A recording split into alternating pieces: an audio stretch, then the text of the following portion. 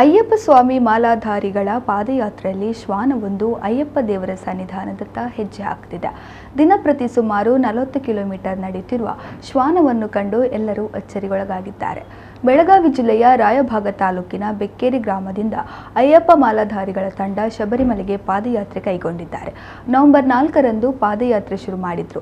ಗೋಕಾಕ್ ತಾಲೂಕಿನ ಗ್ರಾಮದಿಂದ ಶ್ವಾನವೊಂದು ಅಯ್ಯಪ್ಪ ಮಾಲಾಧಾರಿಗಳ ಜೊತೆಗಿದ್ದು ಸುಮಾರು 600 ಕಿಲೋಮೀಟರ್ ಕ್ರಮಿಸಿದೆ. 10 ಮಂದಿ ಮಾಲಾಧಾರಿಗಳ ತಂಡ ಮಂಗಳೂರು ಮೂಲಕ ಕೇರಳ ರಾಜ್ಯದ ಕಾಸರಗೋಡಿಗೆ ತಲುಪಿದ್ದಾರೆ. ಗುರುಸ್ವಾಮಿಗಳು ಶ್ವಾನವನ್ನು ಓಡಿಸಿದ್ರೂ ಕೂಡ ಅದು ಹೋಗಲಿಲ್ಲ. ನಮ್ಮ ಜೊತೆಗೆ ಬಂದಿದೆ, ನಾವು ನೀಡುತ್ತಿರುವ ಆಹಾರವನ್ನು ಮಾತ್ರ ಸೇವಿಸುತ್ತೆ, ನಮ್ಮ ಜೊತೆಗೆ ಪಾದಯಾತ್ರೆ ಶುರು ಮಾಡುತ್ತೆ, ನಾವು ಎಲ್ಲೇ ವಾಸ್ತವ್ಯ ಮಾಡ್ತೇವೋ ಅಲ್ಲೇ ಅದು ಕೂಡ ಇರುತ್ತೆ ಎನ್ನುತ್ತಾರೆ ಅಯ್ಯಪ್ಪ ಮಾಲಾಧಾರಿ ಮೌನೇಶ್ ರಾಚಪ್ಪ ಬಡಿಗೇರ್. ಈಗಾಗಲೇ 14 ದಿನಗಳ ಪಾದಯಾತ್ರೆ ಮುಗಿಸಿರುವ ಇವರು ಇನ್ನೂ 500 ಕಿಲೋಮೀಟರ್ ಪಾದಯಾತ್ರೆ ಮೂಲಕ ಡಿಸೆಂಬರ್ 4ರಂದು ಅಥವಾ 5ರಂದು ದೇವರ ಸನ್ನಿಧಾನ ತಲುಪಲಿದ್ದಾರೆ. ಇದೇನು ಅಯ್ಯಪ್ಪನ ಪವಾಡವೋ ಶ್ವಾನದ ಸ್ವಾಮಿ ಪ್ರೇಮವೋ ಗೊತ್ತಾಗುತ್ತಿಲ್ಲ.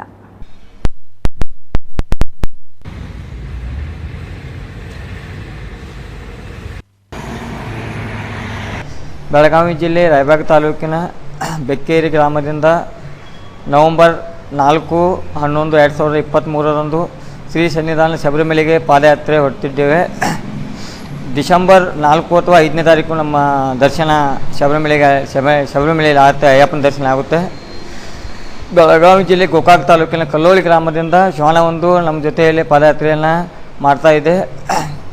ಆ ಶ್ವಾನದ ವಿಶೇಷತೆ ಅಂದರೆ ಕರುಣಾಸಾಗರನಾದ ಕಲಿಯುಗವರ್ಧನು ಅಯ್ಯಪ್ಪ ಸ್ವಾಮಿಯೇ ನಮ್ಮ ಜೊತೆಯಲ್ಲಿ ಪಾದಯಾತ್ರೆ ಮಾಡ್ತಾ ಇದ್ದಾನೆ ಅನ್ನೋ ಭಾವ ನಮ್ಮ ಎಲ್ಲ 10 ಮಾಲಾಧಾರಿಗಳಲ್ಲಿ ಬಂದಿದೆ. ಅಯ್ಯಪ್ಪ ಸ್ವಾಮಿ ಈಗ ನಾವು ಕಾಸರಗೋಡು ನಗರಕ್ಕೆ ಬಂದಿದ್ದೀವಿ.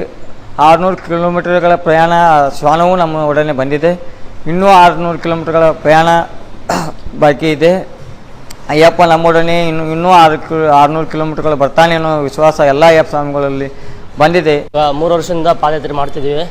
ಅವಾಗೇನಂತದೇನು ಕಂಡು ಬಂದಿಲ್ಲ ಸ್ವಾಮಿ. ಈ ವರ್ಷ ಬರುವಾಗ ಶಾಣ ಒಂದು ಬೆನ್ನತ್ತಿದೆ. ಇವಾಗ 600 ಕಿಲೋಮೀಟ್ರು ನಮ್ಮ ಜೊತೆ ಬರ್ತಿದೆ. ಶಾಣದ ವಿಶೇಷ ಏನಂದರೆ ಅದು ಏನಾರು ಹಾಲು ಯಾರಾದರೂ ಬೇರೆ ಸ್ವಾಮಿಗಳು ಹಾಕಿರೋ ತಿನ್ನಲ್ಲ ಸ್ವಾಮಿ, ನಾವು ಹಾಕಿರೋ ಅಷ್ಟೇ ತಿನ್ನುತ್ತೆ. ಬೆಳಿಗ್ಗೆ 2:30ರಿಂದ ಎದ್ದು ನಡೆಯೋಕ್ಕೆ ಸ್ಟಾರ್ಟ್ ಮಾಡ್ತೀವಿ ಸ್ವಾಮಿ. ಆವಾಗಲೇ ನಮ್ಮ ನಾವು 8 ಗಂಟೆಗೆ ಸ್ಟಾಪ್ ಮಾಡ್ತೀವಿ. 8 ಗಂಟೆಗೆ ಮತ್ತೆ ರೆಸ್ಟ್ ಮಾಡುತ್ತೆ. ಮತ್ತು 4 ಗಂಟೆ 4:45 ಎದ್ದು ಮತ್ತೆ ನಡೆಯೋಕ್ಕೆ ಸ್ಟಾರ್ಟ್ ಮಾಡ್ತೀವಿ ಸ್ವಾಮಿ. ಅವ್ರು ಮತ್ತೆ ನಮ್ಮ ಬೆನ್ನನ್ನು ಬರುತ್ತೆ.